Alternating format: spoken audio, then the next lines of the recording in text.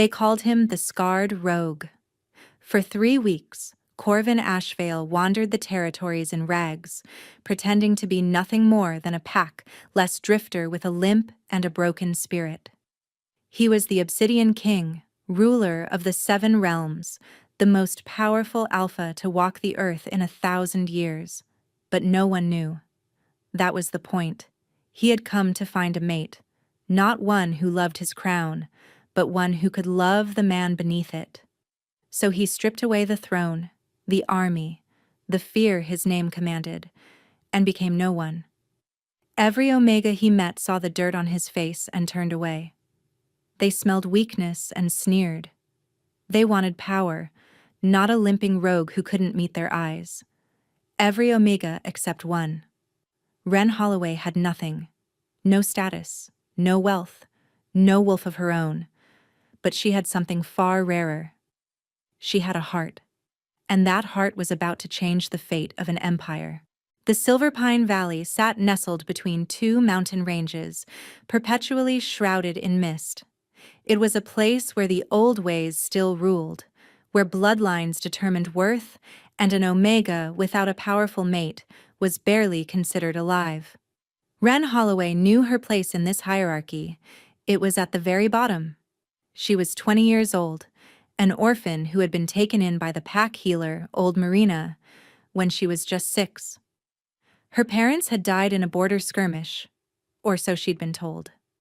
No one cared enough to give her the full story. She was just another mouth to feed, another pair of hands to grind herbs and wash bandages. Ren had never shifted.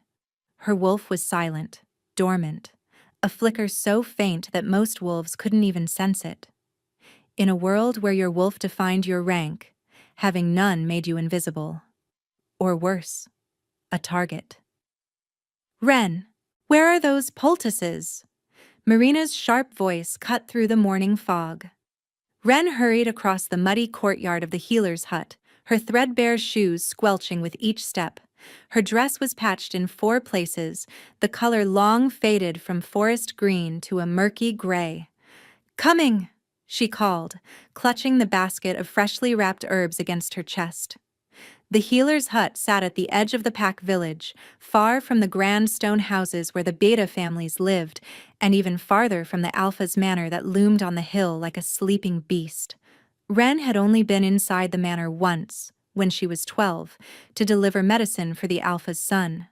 She still remembered the cold marble floors, the chandeliers dripping with crystals, and the way the servants had looked at her like she was tracking mud into a temple. She never went back. Today, the village was buzzing with unusual energy. Colored banners hung from the lampposts. Vendors were setting up stalls in the central square. The air smelled of roasting meat and anticipation. The choosing festival had begun. Once every 5 years, unmated wolves from across the 7 realms gathered in host territories to find their fated mates. It was a celebration of destiny, a sacred tradition blessed by the moon goddess herself. For the elite, it was a pageant of silk gowns and political alliances. For Ren, it was 3 days of extra work and dodging insults. "Did you hear?" A voice dripping with false sweetness floated from across the square. "They say the Obsidian King himself might attend this year. Can you imagine? The king, here in Silverpine." Ren didn't need to look to know who was speaking.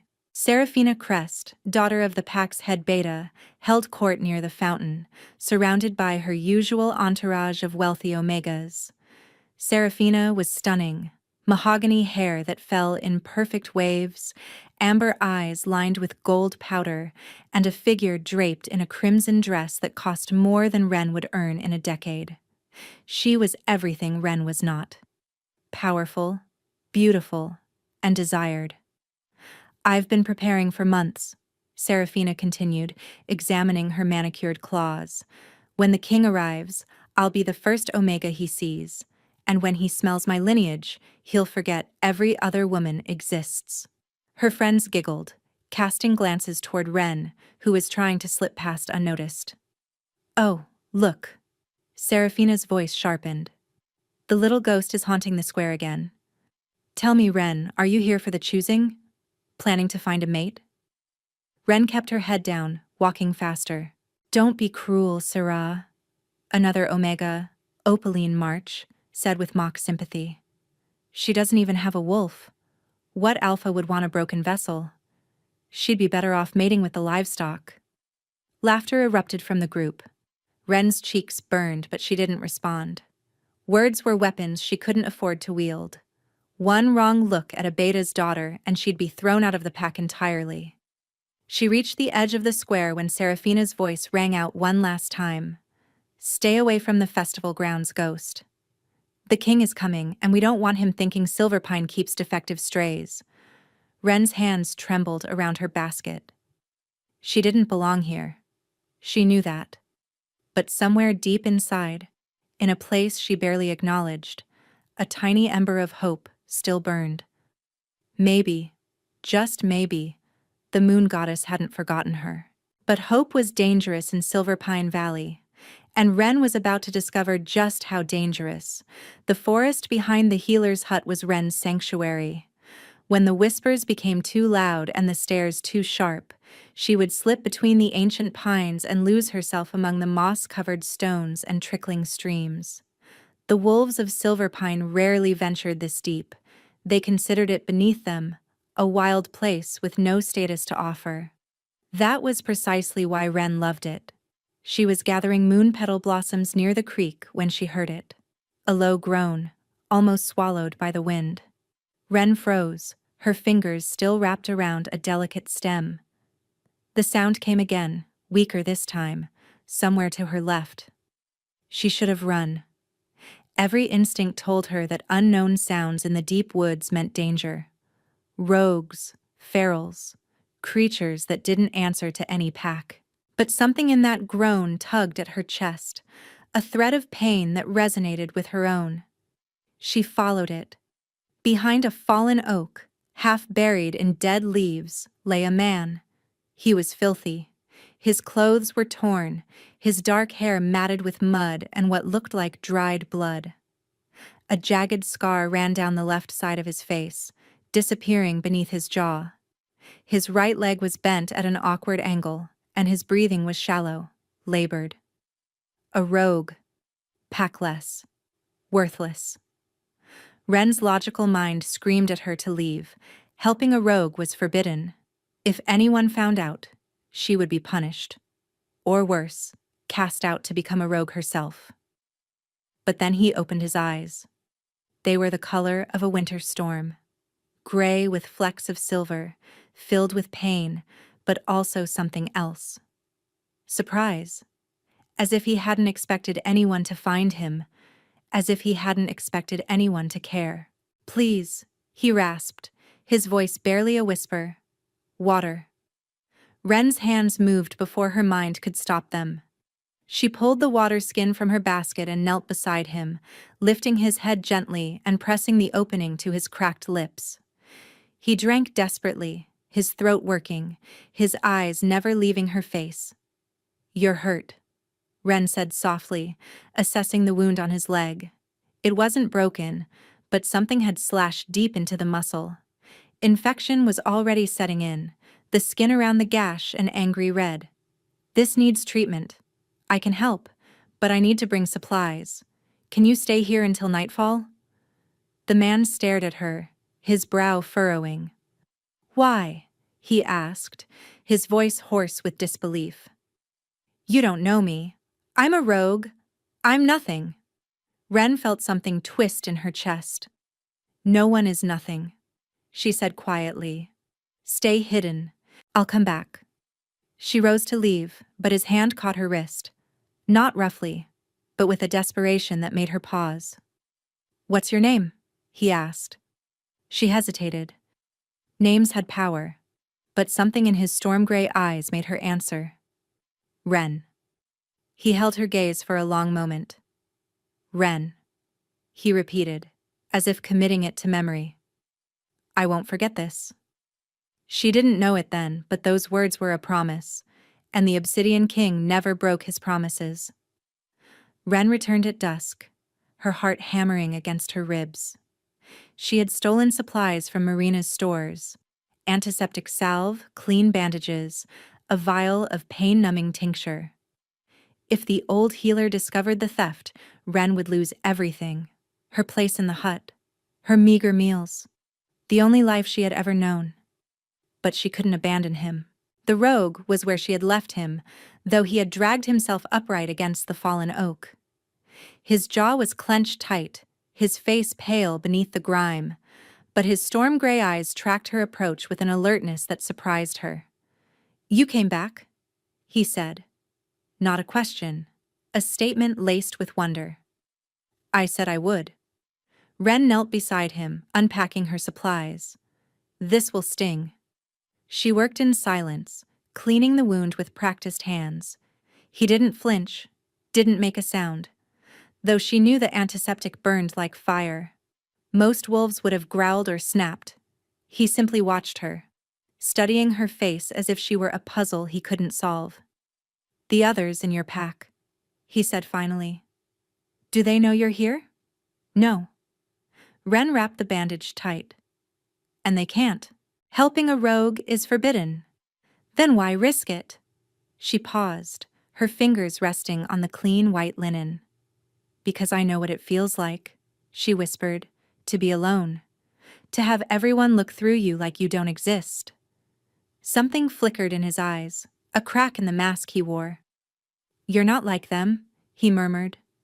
"No," Ren agreed softly. "I'm not." A distant howl echoed through the trees. The festival's opening ceremony was beginning. Ren gathered her things quickly. "I have to go.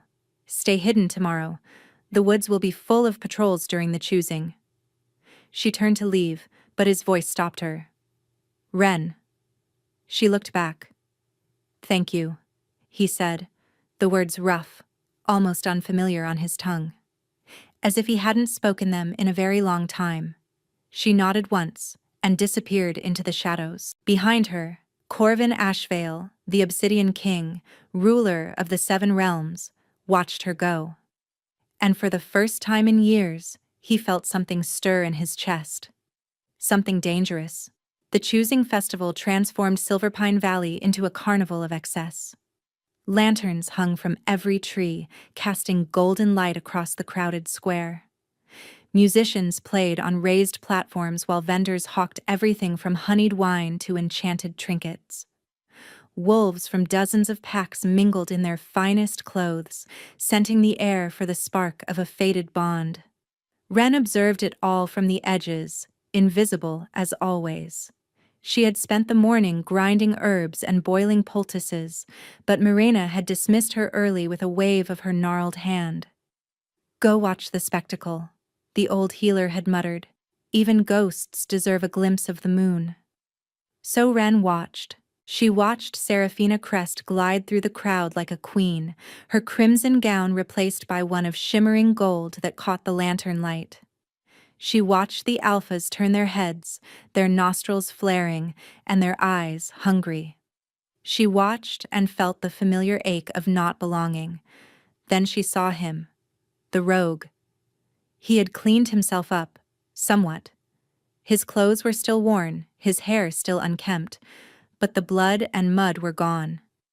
He walked with a pronounced limp, leaning on a makeshift crutch, his scarred face drawing whispers and pointed fingers. What was he doing here? Ren's pulse spiked. This was madness. If the pack guards identified him as Pack-less, they would drag him to the cells. Or worse. She moved to intercept him, but Seraphina got there first. Well. Seraphina's voice cut through the noise, sharp as a blade. "What do we have here? A rogue at the choosing?" The crowd parted, creating a circle around the confrontation. Ren froze at the edge, unable to move. Corvin, though Ren didn't know his true name, stood calmly, his weight balanced on his good leg. He didn't cower. He didn't beg. He simply looked at Seraphina with those unreadable storm-gray eyes. "I came to find a mate," he said quietly, "like everyone else." Seraphina laughed, a high, cruel sound that invited the crowd to join her mockery. "A mate? You?" She circled him slowly, wrinkling her nose. You smell like wet dog in desperation. What pack would claim you? What Omega would lower herself to bond with a crippled, scarred, pack-less mutt? Sarah, don't waste your time, Opaline called from the crowd. He's not worth the breath. But Serafina was enjoying herself. She reached out and flicked his torn collar with her manicured claws. Let me make this clear, rogue. No Omega here will touch you. You have no name, no lineage, and no power. You are nothing. She leaned closer, her voice dropping to a venomous whisper. The moon goddess herself has rejected you. Take your limp and crawl back to whatever hole you came from. A murmur of agreement rippled through the crowd. Other Omegas nodded, sneering. Alphas crossed their arms, dismissing him with cold eyes. Corvin's expression didn't change, but Ren saw it. A flicker of something deep beneath the surface. Not hurt. Something older. Something patient. He turned away from Serafina without a word and began to limp toward the edge of the square. The crowd parted like he carried disease. Ren's feet moved before her mind could stop them. Wait. Her voice was small, but in the sudden silence, it carried. Every head turned. Serafina's eyes widened, then narrowed into slits.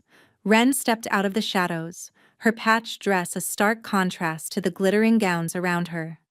Her cheeks burned under the weight of 500 stares, but she forced herself forward until she stood beside the rogue. You shouldn't be alone, she said softly, her eyes meeting his. Not tonight. The silence was suffocating. Then Serafina's laughter shattered it. Oh, this is precious. The ghost and the mutt. Two broken things finding each other. She clutched her stomach, tears of mirth glistening in her eyes. Go ahead, Ren. Claim him. You deserve each other. A wolf-less freak and a pack-less cripple. What a legacy you'll build. The crowd erupted in laughter. Ren's hands trembled, but she didn't move. She stood beside him, her chin raised, her heart pounding so loud she was sure everyone could hear it. Corvin looked at her.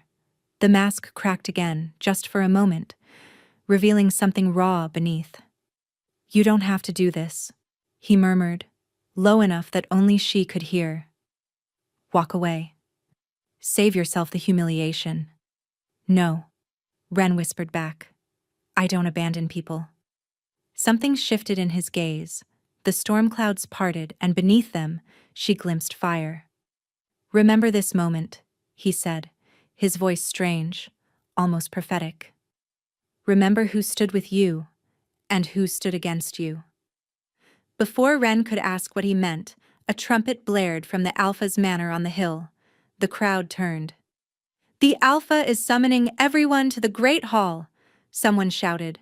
There's an announcement about the king's arrival.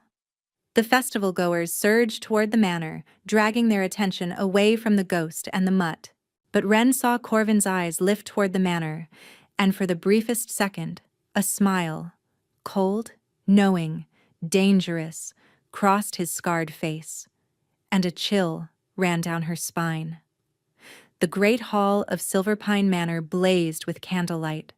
Ren had never seen so many powerful wolves in one place. Alphas from 6 different territories stood in clusters, their auras pressing against each other like tectonic plates. Betas lined the walls, tense and watchful. And at the center of it all, on a raised dais, stood Alpha Rendrick Vane, ruler of Silverpine, his silver hair slicked back and his cold blue eyes surveying his domain. Ren slipped inside through a servant's entrance, pressing herself against the back wall. She shouldn't be here. Omegas without status weren't permitted at formal gatherings. But something compelled her to follow, an invisible thread tugging at her chest. She scanned the crowd for the rogue, but couldn't find him. Honored guests, Alpha Rendrick's voice boomed across the hall. I have received word that His Majesty, the Obsidian King, will grace our territory tomorrow at dawn. This is a tremendous honor for Silverpine. The king has chosen our choosing festival to seek his fated mate. A ripple of excitement surged through the crowd. Omegas straightened their gowns, touched their hair, and exchanged competitive glances. Serafina stood near the front, practically glowing with anticipation. "I knew it," she whispered to Opaline. "He's coming for me. I can feel it." "The king has ruled alone for 8 years," Rendrik continued. "He has rejected every Omega presented to him. But the prophecy of the Moonseer states that his true mate walks among us. An Omega whose heart is pure, whose loyalty is unshakable, whose worth is not measured in gold or bloodline." Ren felt a strange prickle at the back of her neck. "Tomorrow," Rendrik declared, "every unmated Omega will be presented to His Majesty. Prepare yourselves. This is the opportunity of a lifetime." The hall erupted in excited chatter. But Ren wasn't listening anymore. She was looking at the balcony above the dais, shrouded in shadow. A private alcove accessible only through servant passages that few knew existed. Someone was standing there. A figure in dark clothes, leaning against the railing, watching the proceedings with an air of detached amusement. The candlelight didn't reach his face, but Ren could feel his gaze. It was locked on her. Her breath caught. The thread in her chest pulled tighter, almost painful. Then the figure stepped back and vanished into the darkness. Ren's heart was racing. She didn't understand what was happening, but every instinct screamed that something monumental was about to unfold. "Ren?" She jumped. Old Marina had appeared beside her, her weathered face creased with concern. "What are you doing here, child? This is no place for you." I was just... Come." Mirena took her arm, steering her toward the exit. "Whatever you think you saw, forget it. The games of kings and alphas are not for the likes of us." But as Ren was led away, she looked back one last time. The balcony was empty. Yet the feeling remained. The sensation of being seen, truly seen, for the first time in her life. And somewhere in the shadows, Corvin Ashvale watched the girl with the pure heart disappear through the servant's door. Tomorrow the mask would fall. Tomorrow she would learn who had been kneeling in the dirt before her. And the wolves who had laughed would learn what it meant to mock a king. Dawn broke over Silverpine Valley like a blade of gold. The entire pack had gathered in the central square, dressed in their finest. A ceremonial carpet of deep purple had been rolled from the main gate to a raised platform where Alpha Rendrik stood, flanked by his betas. Every unmated Omega was arranged in a crescent formation, their faces painted, their gowns immaculate. Serafina Crest stood at the center, radiant in a dress of woven silver threads that caught the morning light. She had barely slept, spending the night perfecting every detail. This was her moment, her destiny. Ren watched from behind the healer's stall at the edge of the square. Mirena had put her to work preparing smelling salts in case any Omega fainted from excitement. It was a convenient excuse to witness history from the shadows. But Ren's eyes kept drifting to the forest edge, searching for a limping figure that never appeared. Where was he? Had he fled in the night? Had the guards found him? A horn sounded, 3 long blasts that silenced the crowd. "His Majesty approaches," a herald cried. The main gate swung open. A column of riders entered first, warriors in black armor astride massive war horses, their faces hidden behind obsidian visors. They moved with terrifying precision, forming 2 perfect lines that created a corridor through the square. Then came the carriage. It was unlike anything Ren had ever seen, forged from dark metal that seemed to absorb light, pulled by 4 horses whose coats shimmered like liquid shadow. The Ashvale crest blazed on the door. A crown wrapped in thorns, pierced by a single bolt of lightning. The carriage stopped. The crowd held its breath. A footman opened the door, and the Obsidian King stepped out. Ren's heart stopped. He was tall, broad-shouldered, dressed in a coat of black velvet trimmed with silver. His dark hair was swept back from a face that was harshly beautiful, sharp cheekbones, a strong jaw, lips set in a line of cold authority. and a jagged scar running down the left side of his face. No.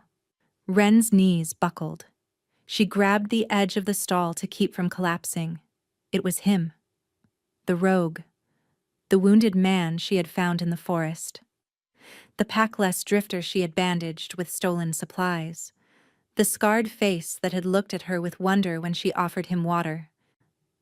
Corvin Ashvale, the Obsidian King, walked down the ceremonial carpet with the easy grace of a predator. His storm-gray eyes swept over the assembled Omegas, cold, assessing, utterly indifferent. Alpha Rendrick dropped to one knee. "Your Majesty, Silverpine is honored beyond measure.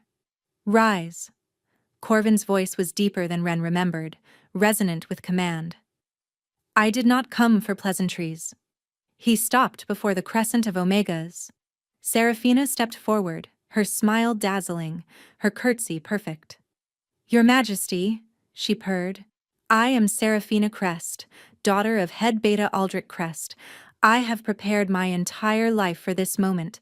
It would be my greatest honor to—" "I know who you are." Corvin's voice cut through her rehearsed speech like a knife. "You are the Omega who called me a pack-less mutt." His eyes were winter frost. "You told me the moon goddess herself had rejected me. You told me to crawl back to whatever hole I came from." The color drained from Seraphina's face. I didn't— Your Majesty, I didn't know—" "You didn't know I was king." Corvin stepped closer and Seraphina stumbled backward. "Tell me, would you have spoken differently if you had?" Seraphina's mouth opened and closed, no sound emerging. "That is the answer I expected." Corvin turned away from her, addressing the crowd. "I came to this territory in disguise to find a mate worthy of the throne. I walked among you as a rogue, a nobody, a wounded creature in need of help." His gaze swept the assembly. "Do you know how many of you offered aid? How many showed kindness to a stranger with nothing to give in return?" Silence. "One." Corvin turned. His eyes found Ren. The crowd parted, every head swiveling to stare at the small figure in the patched dress clutching a basket of smelling salts. "Her," Corvin said, extending his hand toward her. "She found me bleeding in the forest. She risked punishment to bring me medicine. She stood beside me when every Omega in this square laughed at my scars." Ren couldn't move, couldn't breathe. "Come here, Ren." It wasn't a request. It was a command wrapped in velvet. Her feet moved on their own. The crowd parted before her like water. She felt their stares, shock, disbelief, hatred. But none of it mattered. She stopped before him. Up close, he was overwhelming. His presence pressed against her like a physical force. And beneath it, she felt that thread again. The invisible bond that had pulled her to him in the forest. "You asked me why I helped you," Ren whispered, her voice shaking. "You said you were nothing?" "I remember. I told you no one is nothing." Corvin's expression softened. Just a fraction. Just enough for her to see the man beneath the crown. "And I told you I wouldn't forget." He took her hand. The touch sent electricity racing up her arm. "I, Corvin Ashvale, King of the Seven Realms, claim this woman as my chosen mate." His voice rang across the silent square. "Any who challenge this claim will answer to me." Seraphina let out a strangled sob, but Ren barely heard it. Because Corvin was looking at her like she was the only star in an empty sky. And for the first time in her life, she didn't feel invisible. The journey to the Obsidian Citadel took 3 days. Ren spent most of it in a daze, watching the landscape transform from the misty valleys of Silverpine to the jagged peaks of the Thornback Mountains.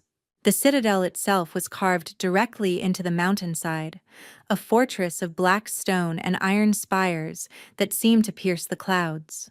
It was terrifying. It was magnificent. It was her new home. Corvin had been attentive but distant during the journey, handling matters of state with a stream of messengers and advisors who appeared at every rest stop. He checked on her frequently, ensuring her comfort. But there was a wall between them now. The wall of his station. Ren understood. In the forest, he had been a wounded man. Here, he was a king. But on the third night, after the carriage had passed through the citadel's iron gates, and she had been installed in chambers larger than Mirena's entire hut, he came to her. "May I enter?" Ren nearly knocked over a vase. The king of the Seven Realms was asking permission to enter a room in his own castle. "Of course, your majesty." "Corvin." He stepped inside, closing the door behind him. "When we are alone, I am Corvin, the man you saved. Not the title."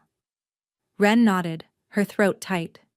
He crossed to the window, looking out at the moonlit mountains. The firelight cast dancing shadows across his scarred face. "You have questions," he said. "Ask them." "Where do I begin?" Ren thought. She settled on the most pressing one. "Why me? You're a king. You could have any Omega in the Seven Realms. Powerful, beautiful, from noble bloodlines. Why choose a wolf-less orphan who scrubs bandages for a living?" Corvin turned to face her. "Because I have spent 8 years meeting those Omegas. They smile and curtsy and tell me what they think I want to hear. They see the crown, the power, the alliance my mate would bring to their family." His jaw tightened. "Not one of them ever saw me." He walked toward her slowly, stopping an arm's length away. "In that forest, you looked at a scarred, filthy rogue with nothing to offer, and you saw a person worth saving. Do you understand how rare that is? How valuable?" Ren's eyes stung. "I just did what anyone should do. But no one else did." His voice was rough. "That is why you, Ren Holloway, that is why it could only ever be you." The thread between them hummed, warm and golden. But Ren had more questions. "The Moonseer's prophecy," she said. "Alpha Rendrick mentioned it. An Omega whose worth is not measured in gold or bloodline. Was that about me?" Corvin's expression shifted. Something flickered in his eyes that she couldn't read. "There is more to the prophecy than Rendrick knows." He moved to a chest near the hearth and withdrew an object wrapped in black silk. "This was found in the wreckage of a border village 20 years ago. The village was called Hollow's End." Ren's breath caught. Hollow's End. The village where she was born.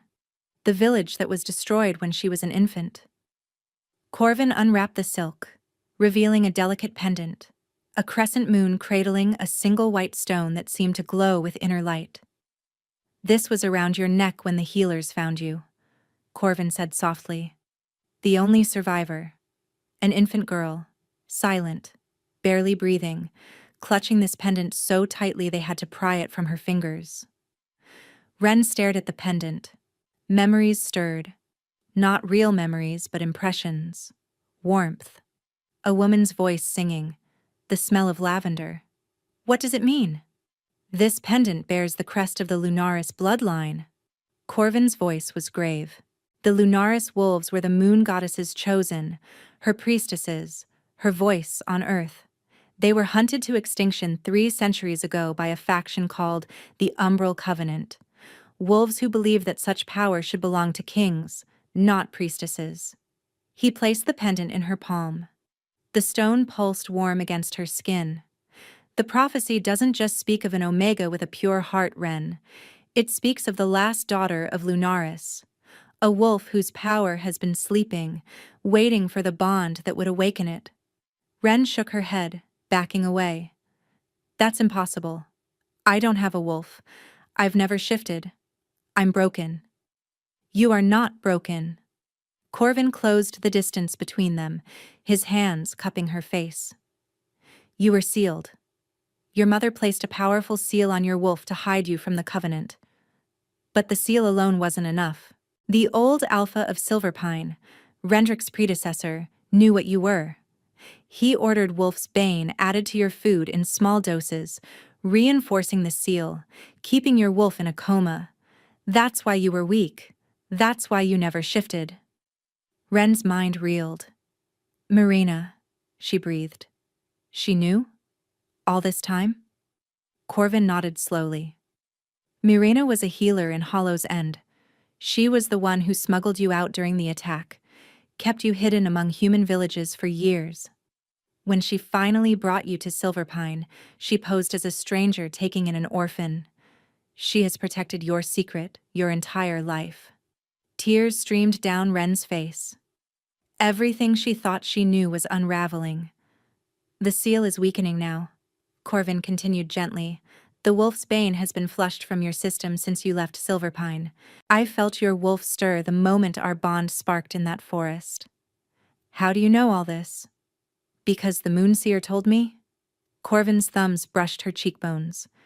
8 years ago, she came to me with a vision. She said my true mate would be hidden in plain sight. An Omega the world had discarded, whose power slept beneath a lifetime of pain. She said I would find her only if I stripped away my crown and walked among my people as a beggar. So you've been searching for 8 years? I've been searching for you. His forehead touched hers. And now that I've found you, I will burn the world before I let anyone take you from me. The words should have frightened her. Instead, they made her feel something she had never felt before. Safe. But the moment shattered. A knock thundered against the door. Your Majesty. A guard's voice, urgent. Forgive the intrusion, but there's been a breach. Someone has infiltrated the Eastern Tower. They're demanding an audience. Corvin pulled back, his expression hardening into the mask of a king. Who? She claims to be an emissary from Silverpine, Your Majesty. She says she has evidence that the Omega you claimed is a fraud and a traitor. Ren's blood turned to ice. Corvin's eyes met hers, steady, reassuring. Stay here, he commanded. Do not open this door for anyone but me. He strode out, and the door locked behind him. Ren stood alone in the firelight, clutching the pendant of her ancestors. The wolves of Silverpine weren't finished with her. And somewhere in the darkness of the citadel, Seraphina Crest was sharpening her claws. The throne room of the Obsidian Citadel was a cavern of black marble and iron chandeliers. Ren had been summoned at dawn, escorted by 2 silent guards who refused to meet her eyes. She wore a gown of deep blue velvet, a gift from Corvin's household staff, but she felt like an imposter wrapped in silk. The room was packed. Nobles from across the 7 realms lined the walls, their faces hungry for scandal. At the far end, Corvin sat upon the obsidian throne, his expression unreadable. And standing before him, dressed in traveling clothes but radiating triumph, was Seraphina Crest. Ah, there she is. Seraphina's smile was poison dipped in honey. The little fraud herself. Ren's escorts brought her to the center of the room, then stepped back, leaving her exposed. You summoned me, Your Majesty. Ren kept her voice steady, though her knees trembled. Corvin's gaze was cool, distant. The warmth from last night had vanished completely. Seraphina Crest has brought serious accusations against you, he said, his tone formal. She claims you orchestrated our meeting in the forest, that you knew my identity and manipulated events to ensnare me. Ren's stomach dropped. That's a lie. Is it? Seraphina stepped forward, producing a folded letter. I have here a statement from old Marina, the healer of Silverpine. She confesses that she told Ren of Your Majesty's disguised arrival days before the festival. She admits that Ren stole supplies specifically to stage a rescue. The crowd murmured. Ren felt the floor tilt beneath her. Mirena would never. She signed it herself. Seraphina handed the letter to a court official, who examined the seal and nodded. The evidence is clear, Your Majesty. This Omega deceived you. She is no destined mate. She is a common schemer who saw an opportunity and seized it. Ren looked at Corvin. His face was stone. What do you have to say, Ren Holloway? His voice held no warmth, no recognition of the man who had touched her face and vowed to burn the world for her. This is a test, she realized. He's watching how I respond. Or maybe it wasn't a test. Maybe he believed Seraphina. Maybe the tender moments had been her imagination, and she was just a fool who had dreamed too big. Either way, she would not grovel. "I did not know who you were," Wren said, her voice clear despite her fear. "When I found you in the forest, you were a wounded stranger. I helped you because you were suffering, not because I expected anything in return." "Convenient words," Seraphina sneered.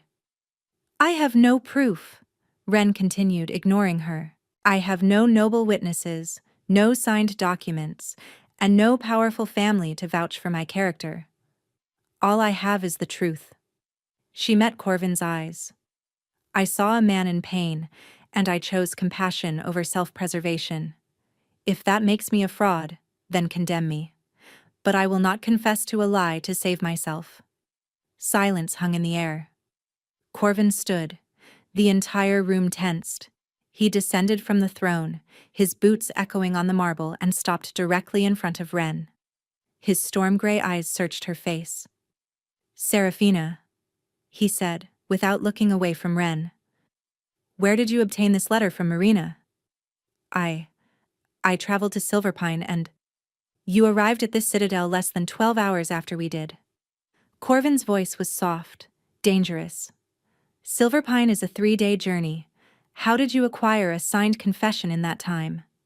Seraphina's composure cracked. "I sent a messenger ahead." "A messenger who returned with a signed document before you even departed?" Corvin turned now, and his gaze was a blade. "You forged this letter. You fabricated evidence to destroy an innocent woman because your pride could not accept that a king chose someone other than you." "No, Your Majesty, Guards." Corvin's voice was ice. "Seize her." 2 armored figures stepped forward, gripping Seraphina's arms. She struggled, her face contorted with fury. "You can't do this. My father is head beta of Silverpine. This is an outrage." "Your father's rank means nothing in my kingdom." Corvin returned to the throne but remained standing. "Seraphina Crest, you are charged with forgery, slander against the crown's chosen mate, and contempt of royal authority. You will be held in the Eastern Tower until your trial." As the guards dragged her away, Seraphina's eyes locked onto Wren with pure hatred. "This isn't over," she hissed. "You think you've won?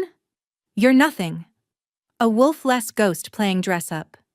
When the Umbral Covenant learns what you are, they'll tear you apart, and I'll be there to watch." The doors slammed shut behind her. The throne room buzzed with shocked whispers, but Wren barely heard them. Her mind was stuck on 3 words. Umbral Covenant, the faction that had hunted the Lunaris bloodline to extinction. Corvin stepped down from the dais and took her hand. His mask had fallen away, replaced by concern. "Breathe," he murmured. "You did well." "She knows," Wren whispered. "About my bloodline. She knows. And she's going to tell them." Corvin's jaw tightened. "Then we need to accelerate your training. Your power must awaken before they come." "And if it doesn't?" He squeezed her hand. "Then I will stand between you and every wolf in the 7 realms."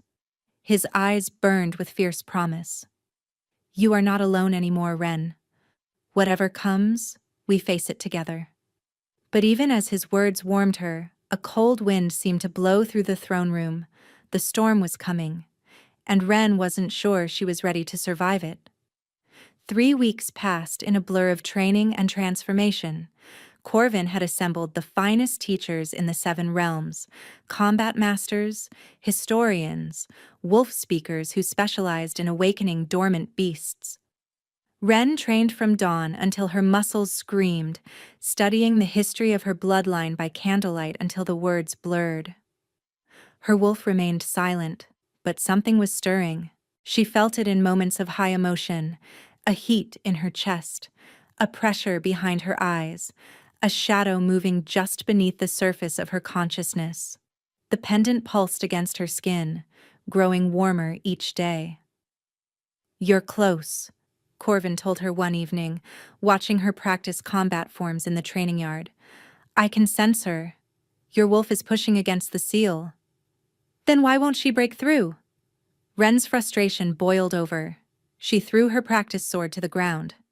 Everyone expects me to be this legendary figure, but I can't even shift. I'm still the same broken Omega I was in Silverpine. Corvin caught her wrist before she could storm away. You are not broken. His grip was firm but gentle. The seal was placed by powerful magic to save your life. It will not shatter from training drills. It will break when the moment demands it, when your wolf has no choice but to emerge. And if that moment never comes, it will. His certainty was absolute. I have faith in you, Ren. It's time you had faith in yourself. She wanted to believe him. Goddess, she wanted to. But doubt was a familiar companion, and it whispered louder than hope. The attack came on the eve of the winter solstice. Ren woke to screams. She bolted upright, heart pounding. Through her window she saw fire. Orange flames licking the outer walls of the citadel, dark shapes pouring through a breach in the eastern gate. The door burst open. A guard, bloodied and pale, staggered in. My lady, you must hide. The Umbral Covenant. They've breached the citadel. An arrow took him through the throat. He collapsed, and behind him stood a figure in black robes, face hidden behind a mask of polished bone. Found you, the figure rasped. Ren didn't think. She grabbed the practice sword from beside her bed and swung. The blade connected with the assassin's arm, drawing blood. He snarled and lunged, but Ren was already moving, weeks of training taking over. She ducked under his strike, drove her elbow into his ribs and ran. The corridors were chaos. Servants fled screaming. Guards clashed with robed invaders. The smell of smoke and blood choked the air. Ren ran toward the throne room, toward Corvin. She found him in the Great Hall, fighting back-to-back with his onyx guard against a tide of Covenant soldiers. He moved like death incarnate, his sword carving through enemies with brutal efficiency. But there were too many. Corvin! He turned at her voice, and in that moment of distraction, an arrow flew toward his exposed back. No! Ren didn't think. She threw herself forward, hands outstretched, as if she could somehow stop the projectile with sheer will. And something inside her exploded. A wave of silver light erupted from her palms. It struck the arrow mid-flight, disintegrating it instantly, then expanded outward in a shockwave that threw every Covenant soldier off their feet. Ren collapsed to her knees, gasping. The pendant around her neck was blazing, the white stone burning like a captured star. And in her mind, finally, beautifully, a voice spoke. I am here. It was ancient. It was powerful. It was hers. Ren threw back her head and screamed, but the sound that emerged was a howl. Her bones cracked, her skin rippled. Silver light consumed her vision. When she opened her eyes again, she was standing on 4 legs. Her fur was the color of moonlight on fresh snow. Her eyes glowed like twin moons. She was smaller than Corvin's wolf form, but the power radiating from her made the air itself tremble. The Lunaris wolf had awakened. The remaining Covenant soldiers froze, staring at the creature that had emerged from the slight woman they had come to kill. Corvin shifted beside her, his wolf form massive and black as midnight. He pressed his flank against hers, not in dominance, but in partnership. Together, his voice echoed in her mind through the mate bond. Together, she agreed. They attacked. The battle was swift and brutal. The Covenant soldiers, prepared to face a dormant Omega and a distracted king, were utterly unprepared for 2 apex predators fighting in perfect synchrony. Ren moved on instinct, her wolf guiding her, centuries of ancestral knowledge flowing through her veins. When the last enemy fell, silence descended on the Great Hall. Ren shifted back, collapsing against a pillar, her body trembling with exhaustion. Corvin was beside her instantly, wrapping his coat around her naked form. You did it, he breathed, awe and pride blazing in his eyes. Ren, you were magnificent. She laughed weakly, tears streaming down her face. I heard her, my wolf. She's been there all along, waiting for me. I told you. He pressed his forehead to hers. I told you to have faith. But their reunion was interrupted by a slow, mocking applause. They turned. Seraphina Crest stood in the doorway of the great hall, flanked by 3 robed figures. But she had changed. Her eyes were black, completely black, and dark veins crawled up her neck like vines of corruption. Beautiful, Seraphina said, her voice echoing with unnatural resonance. The little ghost finally found her bark. But you're too late. Seraphina. Corvin rose, placing himself between her and Ren. How did you escape the tower? Escape? Seraphina laughed, the sound fractured and wrong. I was never your prisoner, Your Majesty. I was your distraction. She raised her hand, and the robed figures behind her pulled back their hoods. Ren's blood froze. They were Covenant high priests. But worse than that, one of them held a struggling figure in his grip. Old Marina. No, Ren whispered. The healer was easy to find, Seraphina said casually. She knows so much about you, Ren, about your parents, about the night Hollow's end burned. Her black eyes glittered. Did you know your mother was the one who placed the seal on your wolf? She used her own life force to hide you, touching really, and utterly pointless. Let her go, Corvin commanded, his voice shaking with barely restrained fury. Oh, I will. Seraphina smiled, a terrible thing on her corrupted face. After Ren comes with us. The Covenant has waited 3 centuries to extinguish the Lunaris bloodline. We're not leaving without our prize. She snapped her fingers. One of the priests pressed a blade to Marina's throat. Choose, little wolf, Seraphina said sweetly. Your freedom or her life. You have 10 seconds. Ren looked at Corvin. She looked at Marina, the woman who had raised her, fed her, given her the only home she had ever known. There was no choice. I'll go, Ren said. Ren, no! Corvin grabbed her arm. I won't let her die for me.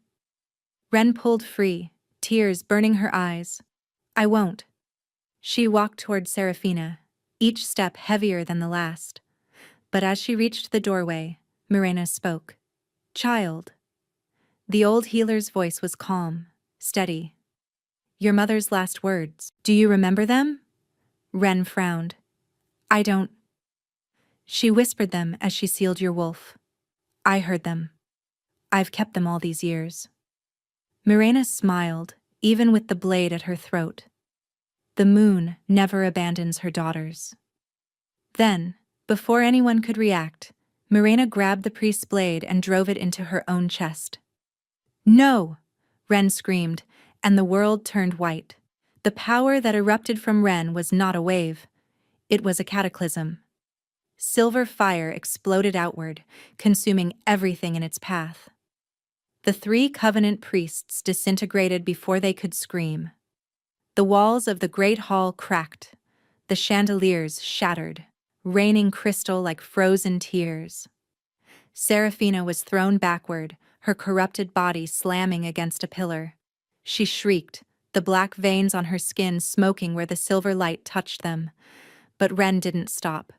She couldn't. The grief was too vast, the rage too absolute. Marina, her guardian, her only family, was gone, sacrificed to protect her. Release, her wolf howled. Release it all. Ren's human form dissolved. The silver wolf emerged, but this time she was different. Larger, brighter. Her fur blazed with inner light, and her eyes were no longer gold. They were pure white, burning with the essence of the moon itself. She was no longer just a Lunaris wolf. She was the avatar of the moon goddess. Corvin, a voice echoed in her mind, her wolf, ancient and wise. He cannot withstand this light, shield him. With the last thread of her control, Ren turned her power inward, creating a bubble of protection around Corvin and his surviving guards. Then she unleashed everything. The silver fire became a pillar, shooting upward through the citadel's roof, piercing the night sky. It was visible for 100 miles, a beacon of divine wrath that turned night into day. The Covenant soldiers outside the walls dropped to the ground, screaming, as the light burned the corruption from their souls. Those too far gone simply crumbled to ash. Seraphina crawled toward the door, her body smoking, her black eyes flickering. This isn't possible," she gasped. The bloodline was supposed to be weak, diluted. The silver wolf advanced on her, each paw leaving scorch marks on the marble. "You hunted my ancestors," Ren's voice echoed, no longer just hers but layered with countless others, the voices of every Lunaris wolf who had come before. "You burned our temples, you slaughtered our children, you thought you had won." She stood over Seraphina, her massive head lowering until her blazing eyes were inches from the corrupted Omega's face. "You were wrong. Please." Seraphina sobbed, all her cruelty stripped away, leaving only a terrified girl who had chosen the wrong side. "Please, I didn't know. I just wanted to matter. You wanted power." The wolf's voice was cold. "Now witness true power." Ren opened her jaws. Seraphina screamed. And then, Ren closed her mouth. She stepped back. "Death is too easy for you," Ren said. "You will live. You will remember. And every day you will know that the wolf-less ghost you mocked now holds your fate in her claws." She turned away, the silver light slowly fading. Behind her, Seraphina collapsed, weeping, broken in a way no healer could mend. The battle was over. When Ren shifted back, she fell immediately. The power had drained everything, every reserve, every spark of energy. But Corvin caught her. He always caught her. "Marina," Ren whispered, tears streaming down her face. "She's gone. I know." Corvin held her tight, his own voice rough with grief. "I know, my love. She died protecting you. She died with purpose. It's not fair. No, it's not." He pressed his lips to her hair. "But you honored her. You ended the Covenant's centuries of terror. You did what generations of Lunaris wolves could not." Ren looked up at him, exhausted, grief-stricken, but alive. "What happens now?" Corvin cupped her face in his hands. "Now," he said, "we finish what we started. Together." He kissed her. The mate bond, already strong, flared into completion. Golden light wrapped around them both, sealing them together in a way that transcended flesh and blood. When they finally pulled apart, Ren felt different, whole. The moon was setting over the ruined citadel, but in the east, the first light of dawn was breaking. A new day was beginning, and Ren Holloway, orphan, Omega, ghost, was ready to face it. 1 month later, the 7 realms gathered at the Obsidian Citadel. The repairs had been swift. Corvin had summoned craftsmen from every territory, and the Great Hall had been rebuilt grander than before. But the true transformation was not in the stone and iron. It was in the people who filled it. Ren stood before the mirror in her chambers, barely recognizing her reflection. Her gown was silver white, woven with threads of moonstone that caught the light like captured stars. Her pale hair was swept up in an elaborate arrangement, crowned with a circlet of white gold and diamonds. Around her neck hung her mother's pendant, warm against her skin. "You've come far, little one," her wolf murmured. "We've come far," Ren corrected. A knock at the door. "It's time, my lady," a servant called. Ren took a deep breath and walked out to meet her destiny. The throne room was packed to capacity. Nobles, alphas, betas, omegas, representatives from every pack in the 7 realms stood witness. At the front, the Council of Elders waited, ancient and solemn. And on the dais, Corvin stood beside 2 thrones. 2. Ren walked down the aisle, her head high and her steps steady. She passed faces she recognized. Lords who had doubted her. Ladies who had whispered behind her back. She passed Seraphina Crest, now stripped of rank and title, standing in the back in simple gray clothing. The corruption had left its mark. Her once lustrous mahogany hair was now streaked with white, and faded dark veins crawled visibly up her neck like permanent scars. Her eyes were empty, her spirit shattered beyond repair. Their gazes met for a single moment. Ren said nothing. She didn't need to. She climbed the dais and took her place beside Corvin. The eldest of the council stepped forward, carrying 2 crowns on a velvet cushion. "Corvin Ashvale," the elder intoned, "do you accept this woman as your mate, your queen, your equal in all things?" "I do," Corvin said, his voice ringing with conviction. "Now and for all the days of my life." "Ren Holloway, last daughter of the Lunaris line, do you accept this man as your mate, your king, your equal in all things?" Ren looked at Corvin, at the scarred rogue who had knelt in the dirt before her, at the king who had seen her when no one else would. "I do," she said. "Now and for all the days of my life." The crowns were placed upon their heads. "Rise," the elder commanded the assembly. "Rise and greet your king and queen." The crowd rose. The cheers were deafening. But Ren only heard one voice. "I love you," Corvin murmured, his hand finding hers. "I love you too," she whispered back. The wolfless ghost and the disguised king, the Omega who had nothing and the Alpha who gave up everything. They had found each other in the mud and the blood and the darkness, and now they would rule the 7 realms together. The moon never abandons her daughters. Marina's words echoed in Ren's heart as she looked out at her new kingdom. For the first time in her life, Ren Holloway was exactly where she belonged. If you loved this story and want more tales of hidden kings, triumphant omegas, and fated mates, smash that like button, subscribe to the channel, and hit the notification bell so you never miss a new story. Thanks for listening, and I'll see you in the next one.